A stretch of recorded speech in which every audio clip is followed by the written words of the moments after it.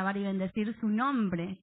Qué afortunadas, qué privilegiadas somos, como decía nuestra hermana Brenda. Y antes de comenzar, me gustaría que podamos inclinar nuevamente nuestros rostros y podamos orar, hablar con nuestro Dios en esta tarde. ¿Oramos? Padre del cielo, tú eres el eternamente exaltado, y por siempre así será, Señor, porque no hay otro Dios fuera de ti. Alabamos y bendecimos tu nombre. Te damos muchas gracias, oh Dios, por poder recibir tu palabra en esta tarde. Tú estableces la manera y la actitud que debemos tener frente a ella, con total respeto y amor por tu palabra, Señor. Tú esperas que nos podamos deleitar en tu palabra. Oh Señor, que podamos adquirir sabiduría y guía al aplicarla en nuestras vidas, Señor.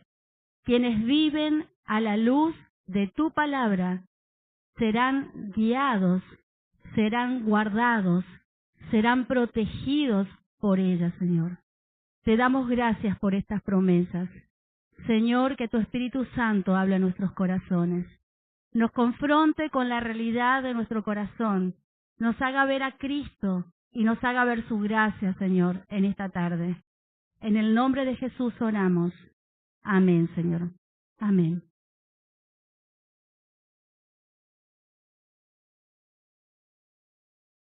El título de este mensaje es Dios cambia el curso de nuestra historia.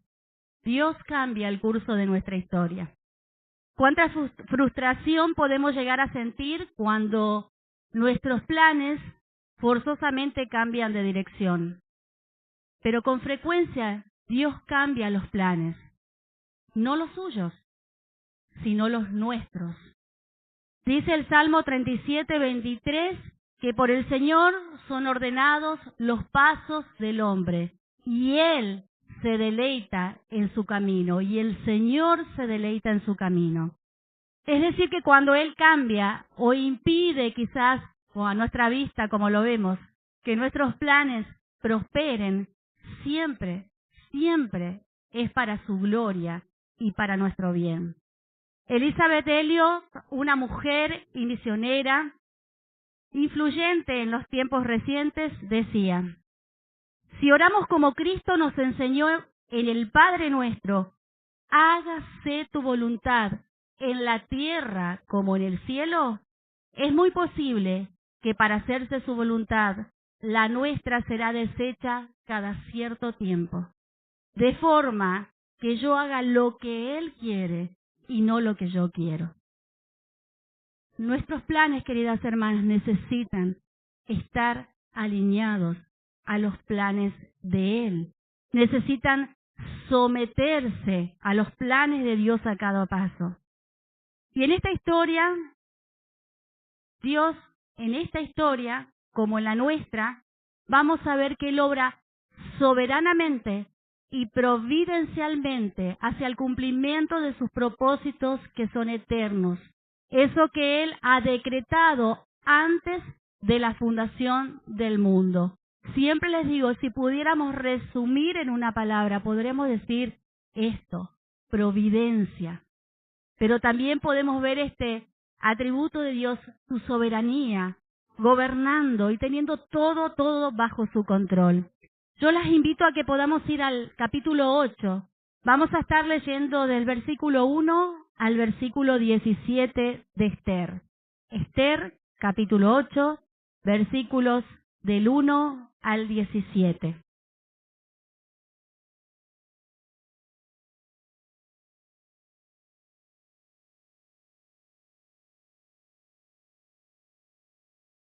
¿Estamos? Amén. Dice así la palabra del Señor.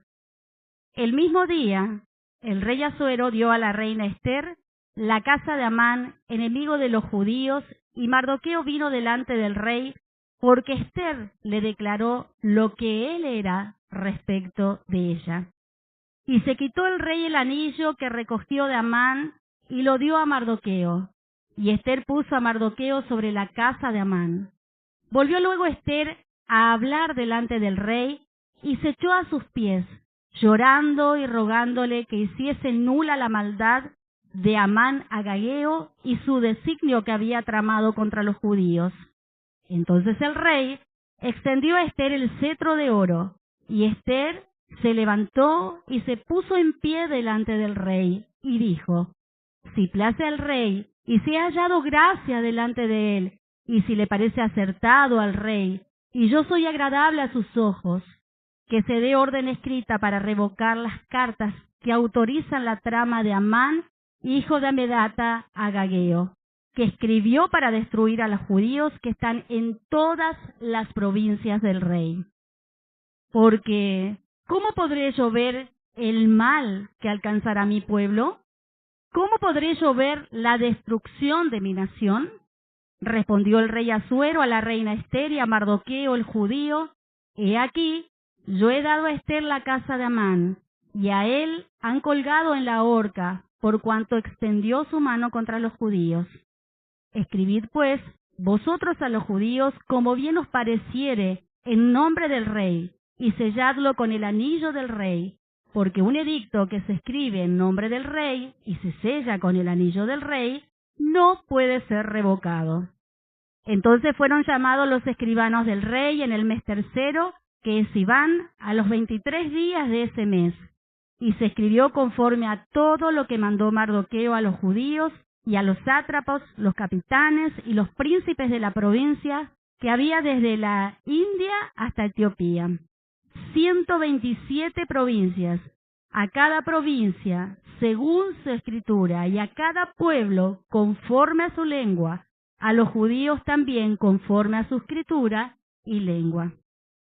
Y escribió en nombre del rey Asuero y lo selló con el anillo del rey, y envió cartas por medios de correos montados en caballos veloces, procedente de los respastos leales, que el rey daba facultad a los judíos que estaban en todas las ciudades, para que se reuniesen y estuviesen a la defensa de su vida, prontos a destruir y matar y acabar con toda fuerza armada del pueblo o provincia que viniese contra ellos, y aun sus niños y mujeres apoderarse de sus bienes. En un mismo día, en todas las provincias del rey Asuero, en el día 13 del mes 12º, que es el mes de Adar. La copia del edicto que había de darse por decreto en cada provincia para que fuese conocido por todos los pueblos, decía que los judíos estuviesen preparados para aquel día para vengarse de sus enemigos. Los correos, pues, montados en caballos veloces, salieron a toda prisa por la orden del rey, y el edicto fue dado en Susa, capital del reino. Y salió Mardoqueo de delante del rey con vestido real de azul y blanco, y una gran corona de oro, y un manto de lino y púrpura. La ciudad de Susa entonces se alegró y regocijó. Y los judíos tuvieron luz y alegría y gozo y honra. Y en cada provincia y en cada ciudad donde llegó el mandamiento del rey, los judíos tuvieron alegría y gozo, banquete y día de placer. Y muchos de entre los pueblos de la tierra se hacían judíos, porque el temor de los judíos había caído sobre ellos. Hasta aquí la lectura. Vamos a estar pensando en 3 puntos. Todo puede cambiar en un segundo, es el primer punto. En segundo lugar, vamos a ver la intercesión de Ester. Y en tercer lugar, un nuevo decreto. Todo puede cambiar en un segundo, como sucedió en esta historia. Amán fue ahorcado en la horca que había construido para Mardoqueo. Y Mardoqueo reemplazó a Amán como primer ministro del imperio más grande del mundo. Ese día lo que pertenecía a Amán, todo aquello por lo cual él había luchado, había trabajado, se había afanado, fue entregado a la reina Ester, dice en los 2 primeros versículos. Así que todo ocurrió en sentido contrario a lo esperado. En el capítulo anterior vimos a Dios como el juez justo. Y aquí vemos, una vez más, que manifiesta su justicia. ¿A favor de quién o de quiénes? De Esther, de Mardoqueo y a favor de su pueblo.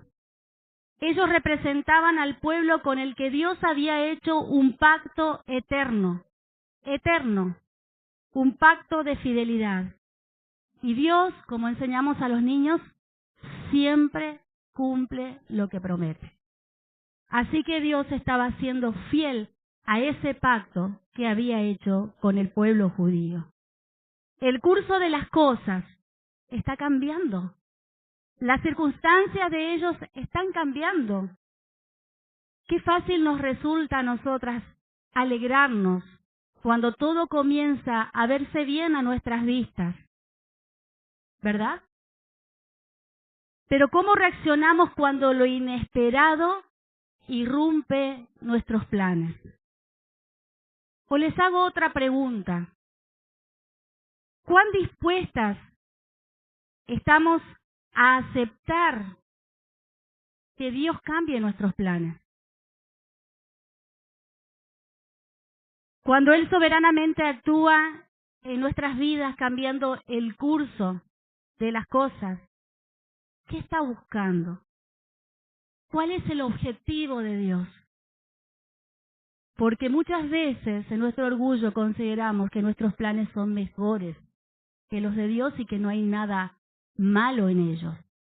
¿Por qué Dios cambia el curso de los planes que yo tengo? ¿Qué está buscando? Acercarnos a Él.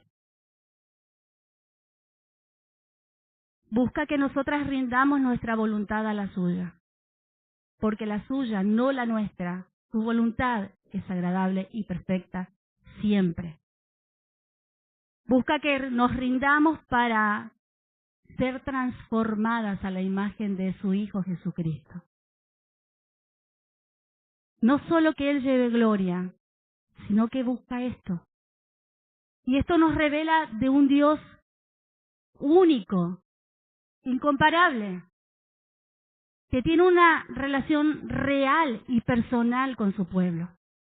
Ese es el Dios al que nosotros adoramos. Dice aquí que Mardoqueo recibe el anillo de Amán como símbolo de autoridad. Y de la misma manera que el rey Asuero le dio a Mardoqueo el anillo como símbolo de autoridad y le otorga una posición alta en su imperio con el fin de salvar a su pueblo de la destrucción, así Dios Padre glorificó a su Hijo y le dio un nombre que es sobre todo nombre, para que en el nombre de Jesús se doble toda rodilla de los que están en los cielos y la tierra y toda lengua confiese que Jesucristo es el Señor. Es mi Salvador, pero es mi Señor. Él es quien manda. Él es quien dirige. Él es quien dice cómo se deben hacer las cosas, qué es bueno y qué es malo, qué conviene y qué no conviene. Así que Dios le dio toda autoridad a Jesucristo en el cielo y en la tierra. ¿También para qué? Para salvarnos de la condenación eterna, para darnos vida eterna. Miren lo que dice Juan 17, lo pueden buscar si quieren. Juan 17, versículos 1 y 2.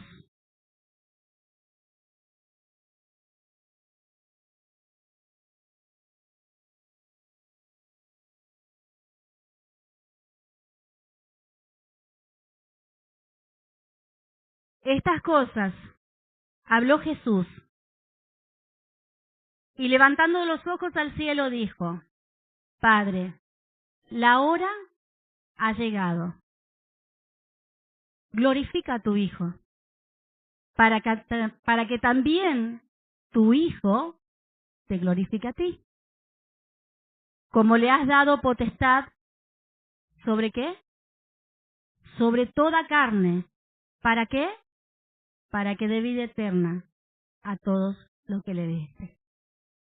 Palabras para resaltar, afirmando el concepto que recién escuchábamos. Glorifique, potestad, vida eterna.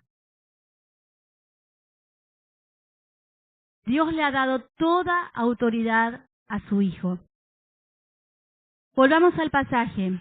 Amán, dijimos, fue llevado ante la justicia y Mardoqueo fue exaltado, pero vemos que hay algo que no cambió. Aunque Amán, el principal adversario de los judíos, ya no está muerto, la historia no ha terminado. ¿Por qué? ¿Qué continúa igual? El edicto del rey. Ese edicto sigue vigente. Y los persas todavía planificaban exterminar a los judíos, acabar con ellos.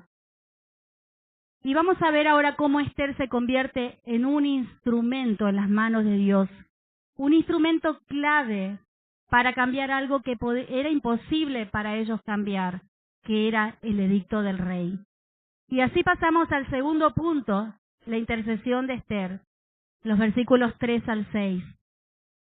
En estos versículos encontramos a Esther intercediendo nuevamente en favor de su pueblo. Ya no era solo cuestión de salvarse a sí misma, de salvar a su primo Mardoqueo, sino que todo el pueblo estaba en juego. Esta actitud de Esther realmente nos inspira. Ella demostró ser una reina que amaba a su pueblo y que estaba dispuesta a morir por su pueblo. Nuevamente vemos que se atreve a presentarse delante del rey como aquella primera vez sin haber sido llamada. Y el versículo 4 nos indica que el rey, ¿qué hace? Nuevamente extendió su cetro hacia ella en señal de misericordia y aceptación. En el versículo 5 leemos el ruego que ella hace. Si le place al rey y se ha hallado gracia delante de él, si el asunto le parece bien al rey, y yo soy grata ante sus ojos, que se escriba para revocar las cartas concebidas por Amán, hijo de Amedata, agageo, las cuales se escribió para destruir a los judíos que están en todas las provincias del rey. Y esta es la primera vez que Esther dice que llora. Y ese lloro fue intenso. Fue realmente cargado de tristeza por esta situación. Así ella se presenta delante del rey. Y su petición nos enseña mucho sobre la oración de intercesión, sobre cómo nosotros debemos acercarnos a Dios e interceder por los otros, por su pueblo, por los que han de creer. Esther fue persistente, dice que volvió. Fue persistente en su petición. Esther fue sincera, abrió su corazón y manifestó cómo ella se sentía con respecto a esta situación. Esther hizo una petición justa. Esther fue humilde y sumisa y no demandante. No le demandaba al rey si le place, si le parece, si ha hallado gracia. Esther hizo una petición específica. Como Jesús a nosotros nos dice, ¿qué quieres que te haga? ¿Qué quieres? Seamos específicas en lo que le pedimos al Señor. Y en el versículo 6 vemos cómo Esther se identificó personalmente con su pueblo, revelando su nacionalidad, y aquí también reveló el parentesco que ella tenía con Mardoqueo. Pero asimismo Cristo ruega por nosotras como único, escuchen bien, como único mediador. Nosotras teníamos un edicto y una sentencia de muerte que Jesucristo clavó y anuló esa sentencia en la cruz. Delante de la ley, todas nosotras, todo el mundo, era culpable de pecado, de quebrantar la ley de Dios. Y para nosotras, como para ellos, en ese momento era imposible cambiar ese decreto. Pero Cristo, con su sangre preciosa, pagó el precio por nuestra maldad, por nuestros pecados. Y por fe nosotras recibimos su perfecta justicia, porque Cristo pudo satisfacer la justicia del Padre, el único perfecto, el único sin pecado, y así cambió nuestro destino para siempre. Cambió nuestra historia, cambió el rumbo de nuestras vidas. Íbamos a condenación y ahora ya no estamos en condenación. Cristo lo hizo posible. Pero ¿qué hace Cristo hoy? Cristo hoy también sigue obrando en favor de su pueblo, de sus hijas. Él intercede por nosotras para preservarnos, para unirnos y para llevarnos a la gloria. Eso es lo que está haciendo Cristo, no solo sentado en su trono, sino que intercede por nosotras.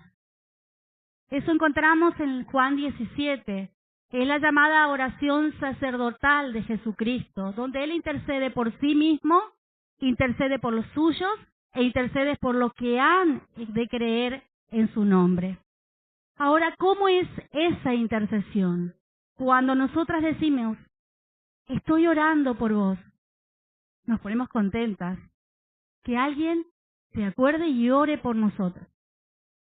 Y quizás pasa 2 semanas y alguien más me dice, estoy orando por vos. Y pasa 2 meses y alguien está orando por mí, me lo hace saber y qué contenta, cuánto nos alegramos. Pero ¿cómo es la intercesión de Jesucristo para con nosotras? Permanente. Dice Hebreos 7:25, por lo cual puede también salvar perpetuamente a los que por Él se acercan a Dios. Escuchen bien, viviendo siempre para interceder por ellos. Siempre para interceder por ellos. Vive intercediendo por nosotras. En otras palabras, no cesa de hacerlo delante del Padre de día y de noche y cada día y todos los días. Cristo es nuestro sumo sacerdote. Como ustedes saben, el sumo sacerdote del Antiguo Testamento se presentaba una vez al año para interceder por el perdón de los pecados de la nación. Pero Cristo intercede por nosotras delante de Dios de modo permanente. ¿Para qué? Para hablar a Dios a nuestro favor. Para hablar a nuestro favor delante del Padre. Su obra misma, su obra en la cruz, su sacrificio en la cruz es un testimonio de intercesión a nuestro favor. Él nos amó y se entregó por nosotras. Voluntariamente. ¿Y por qué intercede hoy por nosotras y de manera permanente, sin cesar? ¿Por qué Cristo hace esto? Porque aún seguimos pecando. Él nos salva y luego no nos deja para que nosotras vivamos nuestra vida como deseemos. No. Él nos sigue ayudando. Y no solo eso, sino que envió al Espíritu Santo, nuestro ayudador, nuestro consolador, aquel que nos va a guiar a toda verdad, que nos va a convencer de pecado, que nos va a recordar las cosas que Cristo ha dicho. No nos dejó solas. No nos salvó, su obra continúa en nosotras, intercediendo por nosotras. Un escritor describió a Cristo como nuestro amigo en la corte. Un amigo que está a la diestra de Dios y que intercede a nuestro favor, haciendo nuestras oraciones aceptables. Porque muchas veces ni siquiera sabemos cómo interceder, ni cómo pedir, ni qué pedir. Pero el Espíritu intercede por nosotros con gemidos indecibles delante del Padre. ¿No les maravilla la gracia de Dios? ¿La bondad de Dios? Y esta historia, como dijimos, aquí no se menciona a Dios, pero es la historia de Dios. No es la historia de Esther, No es tu historia, es la historia de Dios. De tapa a tapa. Se trata de Él y no de nosotros. El tercer punto, un nuevo decreto. Lo vemos desde el versículo 7 hasta el final.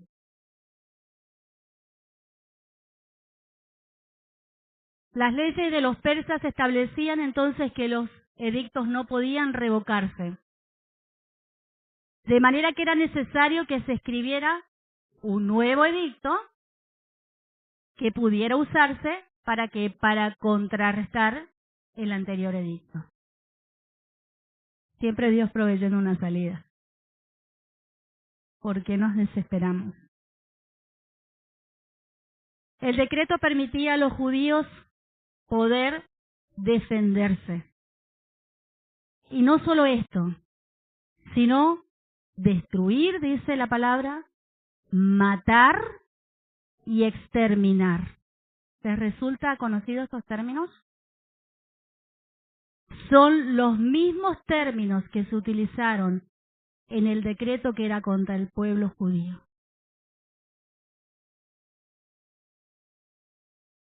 Versículo 13. En cada provincia debía emitirse una copia de ese decreto como ley y proclamarse a todos los pueblos para que los judíos estuviesen preparados para vengarse de sus enemigos el día señalado. Había una urgencia. Era necesario que todo se hiciera rápidamente. Por eso encontramos toda una descripción.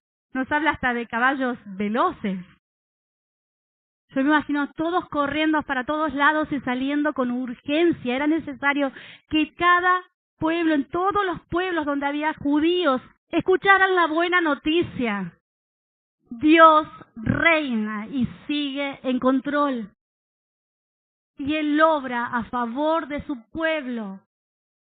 Y nosotros tenemos una buena noticia que anunciar con urgencia a cada pueblo, tribu y nación, las buenas nuevas de Jesucristo, que vino a libertarnos de la condenación eterna, que vino a darnos vida eterna porque el Padre le dio esa autoridad a Él y esa potestad a Él. Y es urgente esta tarea. Requiere urgencia. Que nosotros podamos ser parte de esta misión que nos encomendó Dios, para que el Evangelio llegue y brille con su esplendor y traiga luz y gozo a las naciones. El versículo 15 dice que salió Mardoqueo de delante del rey con vestido real de azul y blanco y una gran corona de oro y un manto de lino y púrpura. Totalmente distinto. ¿Se acuerdan cuando él recibió este decreto? Estaba vestido ¿de qué? De ceniza, de luto. Y aquí lo vemos vestido con vestiduras reales. Es lo que el Señor ha hecho con nosotras. Él ha cambiado nuestra tristeza en gozo. Y nos ha vestido con vestiduras de gozo, con vestiduras reales. Porque somos sus hijas y Él es el Rey. Y dice que la ciudad de Susa entonces se alegró y regocijó. Y los judíos tuvieron luz y alegría y gozo y honra. Y en cada provincia y en cada ciudad donde llegó el mandamiento del rey, los judíos tuvieron alegría y gozo, banquete y día de placer. Y muchos de entre los pueblos de la tierra se hacían judíos, porque el temor de los judíos había caído sobre ellos. Se estaba revelando quién era el que los defendía y el poder que tenía, y que no había nadie que se le compare. Y eso generó temor. Así que ahora vemos a un pueblo que pasó de la desesperanza a la esperanza. aunque aún debían pelear la batalla. No había terminado. Y esto no solamente fue cierto para los judíos en el tiempo de Esther, es cierto también para nosotras hoy. Hay una batalla que nosotras debemos pelear. ¿Pero acaso Cristo no peleó por nosotras? Sí. Pero 1 de Timoteo 6:12 dice, pelea la buena batalla de la fe. Echa mano de la vida eterna, a la cual asimismo fuiste llamado, habiendo hecho la buena profesión delante de muchos testigos. Mañana, nuestras hermanas van a dar profesión de su fe delante de muchos testigos. Y el domingo, Dios mediante, sellarán ese pacto, obedeciendo a través del bautismo.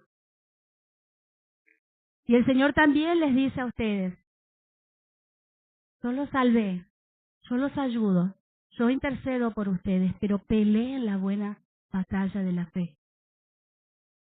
Teniendo una fe activa, obedeciendo a Dios con valor y haciendo lo que sabemos que es correcto. Eso es dar batalla. No rendirnos, sino batallar con las armas que el Señor nos ha dado, porque también nos ha dado la oración, la palabra, la comunión, nos ha dado su Espíritu, nos ha dado todo lo que necesitemos para pelear la buena batalla de la fe. Debemos batallar contra los propios deseos de nuestro corazón. Debemos batallar con las falsas enseñanzas, contra todo lo que pueda corromper nuestra fe. Debemos dar batalla. Romanos 7:18-21 dice, y yo sé que en mí, esto es en mi carne, no mora el bien, porque el querer el bien está en mí, pero no el hacerlo. Porque no hago el bien que quiero, sino el mal que no quiero. Eso hago. Y si hago lo que no quiero, ya no lo hago yo, sino el pecado que mora en mí. Así que queriendo yo hacer el bien, hallo esta ley, que el mal está en mí. Nos habla de que va a haber una batalla constante en nosotros entre querer obedecer a Dios y no hacerlo. Entre seguir los deseos de mi corazón o lo que Dios tiene preparado para nosotros. Andar en sus leyes, en sus caminos. Esa batalla siempre va a estar mientras estemos en este cuerpo. Como decía el apóstol Pablo, sigue este texto. Miserable de mí, ¿quién me librará de este cuerpo de maldad? Pero a pesar de que esta batalla se libra en nuestro corazón, nosotros tenemos que tener siempre muy presente que Cristo, nuestro libertador, ha escrito, firmado y sellado un edicto que dice que podemos tener victoria sobre la ley del pecado y la muerte. Que podemos ser más que vencedoras en el nombre de Jesús con esos deseos que batallan en nuestro interior, que quieren corromper nuestra fe o apartarnos de Dios. Él ha emitido un decreto que establece nuestra libertad. Es decir, que nosotras podemos vencer, pero en Cristo. A través de la muerte y resurrección de Cristo, Dios puso en efecto otra ley. ¿Cómo es llamada esta ley? Santiago 1:25. ¿Quieren buscarlo? Por favor.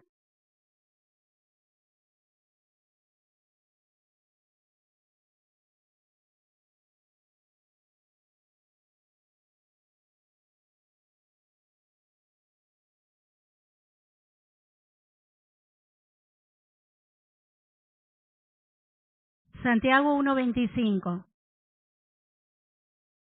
Mas el que mira atentamente en la perfecta ley, la ley de la libertad, y persevera en ella, no siendo oidor olvidadizo, sino hacedor de la obra, este será bienaventurado en lo que hace.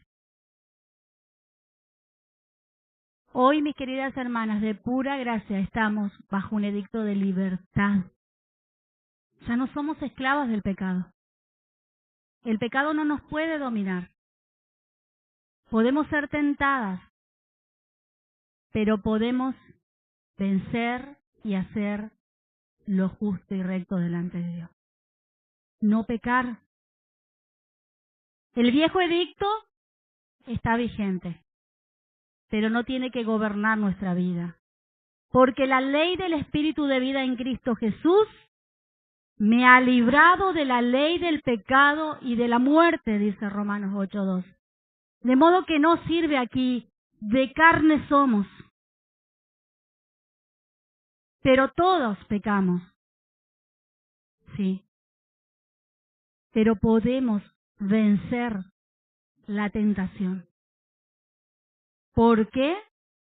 Porque la ley del Espíritu de vida en Cristo Jesús me ha librado de la ley del pecado y de la muerte. Y somos más que vencedoras por medio de aquel que nos amó.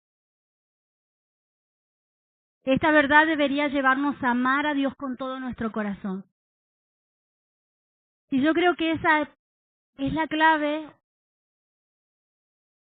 o el pecado que lleva a muchos otros pecados, la falta de amor a Dios, que es en lo que se resume todos los mandamientos. Amarás a Dios con todo tu corazón, con toda tu alma, con toda tu mente, con todas tus fuerzas.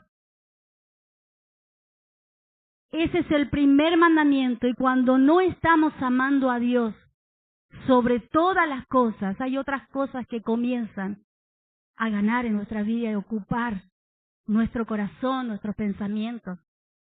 Y poco a poco, porque no caemos de golpe, poco a poco nos van apartando del Señor. Esta verdad debería llevarnos a amar a Dios con todas nuestras fuerzas y a expresarle gratitud cada día. Debería llevarnos a arrepentirnos de corazón y debería llevarnos a santificar nuestras vidas. Cada uno de nuestros días, santificar nuestras vidas. El apóstol Juan relata que Jesús exhortó a la iglesia de Éfeso en Apocalipsis 2:5. ¿Quieren buscar para que veamos cuál es la exhortación? Apocalipsis 2:5.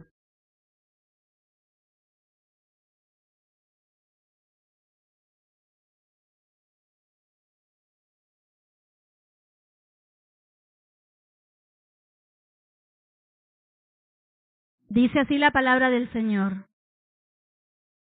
Recuerda, por tanto, de dónde has caído y arrepiéntete.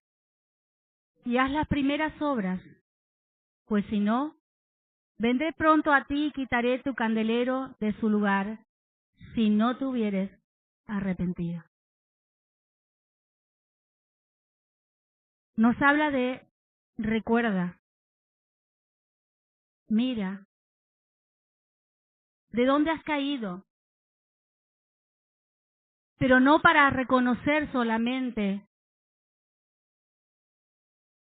dónde has caído y en qué momento, sino con el propósito de que te arrepientas y te vuelvas a Él. El arrepentimiento queda confirmado cuando le siguen obras dignas de arrepentimiento. ¿Cuándo podemos saber que estamos verdaderamente arrepentidas? Cuando hay un cambio en nuestra mente, en nuestro corazón y en nuestra conducta. Es allí que realmente vemos que alguien está genuinamente arrepentido, porque empieza a aborrecer lo que Dios aborrece y amar lo que Dios ama y hacer lo bueno. Se vuelve con tristeza al Señor. Cambia su actitud frente al pecado. El mensaje de Jesús a la iglesia de Éfeso debería ser una advertencia para todas nosotras hoy. Hay muchas cosas por las cuales Dios halaga a la iglesia de Éfeso. Hay muchas. ¿Podemos hacer grandes obras y perseverar en las pruebas como lo hacían ellos? Y aún así perder de vista el amor a Dios. Hacer las cosas por obligación, pero no por devoción. No por amor a Él. Dios nos libre de esto. De hacer las cosas por obligación, pero no por amor.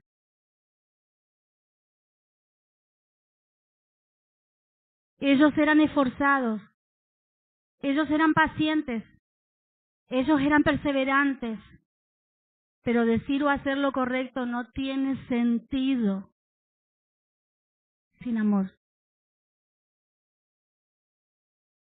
¿Cómo estamos en nuestra relación con Dios? ¿Cómo estamos en nuestro servicio a Dios? No pensemos si el otro tiene falta de amor o no lo tiene. Pensemos si yo estoy amando a Dios con todo mi corazón. Si yo estoy amando a mi hermano con todo mi corazón. Porque el segundo mandamiento es este: amarás a tu prójimo como a ti mismo. Como tú te amas.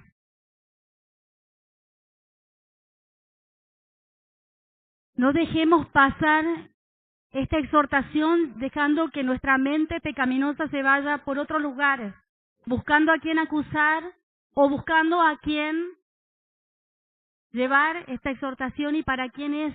Examinemos nuestro corazón. Porque el Señor nos está hablando a nosotras, a cada una de nosotras hoy. Y nos dice que si te has enfriado, que si ya no tienes ese fervor de cuando comenzaste a seguir a Cristo, recuerda de dónde has caído, arrepiéntete y haz las primeras obras. Haz las primeras obras.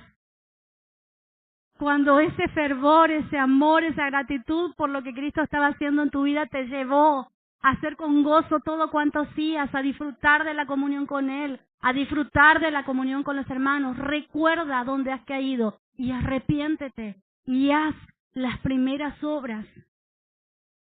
Nada de lo que puedas hacer, por más buena que sea, si no está llena del amor del Señor, no sirve para nada. Es metal que resuena y es címbalo que retiñe.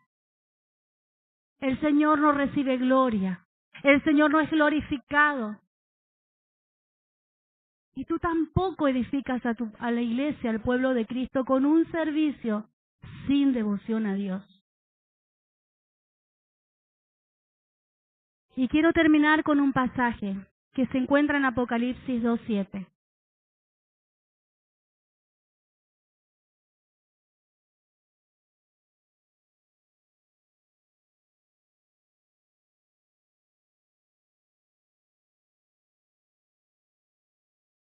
La Escritura dice: el que tiene oído, oiga lo que el Espíritu dice a las iglesias.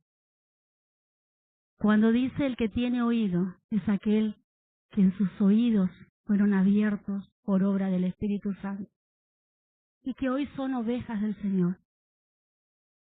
Jesucristo dijo: mis ovejas oyen mi voz y me siguen. Y yo les doy vida eterna y no perecerán jamás y nadie las arrebatará de mi mano. ¿Oyes tu voz? ¿Estás escuchando al Espíritu? Entonces eres de sus ovejas. Pero si desatiendes el llamado del Señor en esta tarde, ¿serás una de sus ovejas? Si me amad, guardad mis mandamientos, dice el Señor. ¿Dónde se prueba tu amor? y mi amor hacia Dios en guardar sus mandamientos. Yo las invito a que podamos inclinar nuestros rostros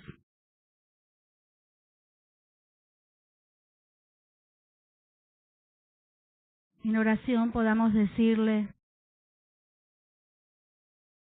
Padre, gracias.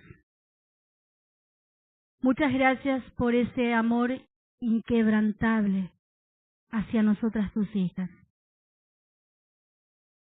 Dile al Señor: no hay nada que yo pueda hacer para que tú me ames más.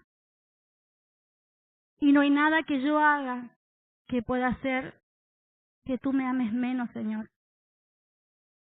Porque tu amor es incondicional y es eterno. Que podamos, Señor, comprender en esta tarde cuán ancho, cuán alto, cuán profundo es tu amor para con nosotros.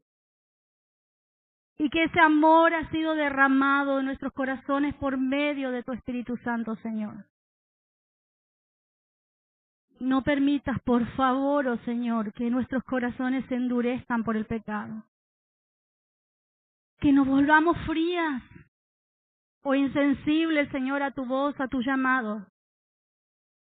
Oh Señor, no permitas. Atráenos a ti, Señor. Acércanos a ti, Señor. Tú eres un Dios lleno de misericordia. Y estás dispuesto, Señor, a perdonarnos, a restaurarnos y a levantarnos. Gracias por tu palabra, oh Dios, que nos confronta con la realidad de nuestro corazón, que nos hace ver nuestro pecado. Pero también gracias, Señor, porque nos lleva de regreso a ti, Señor. Muchas gracias. Bendito sea tu nombre. Ayúdanos, Señor, a que podamos amarte más. Cada día más, Señor. Que el conocimiento no se traduzca en más conocimiento, sino en obediencia por amor a ti, Señor. Gracias. Gracias por tu Hijo Jesús. Bendito sea su nombre. Amén, Señor.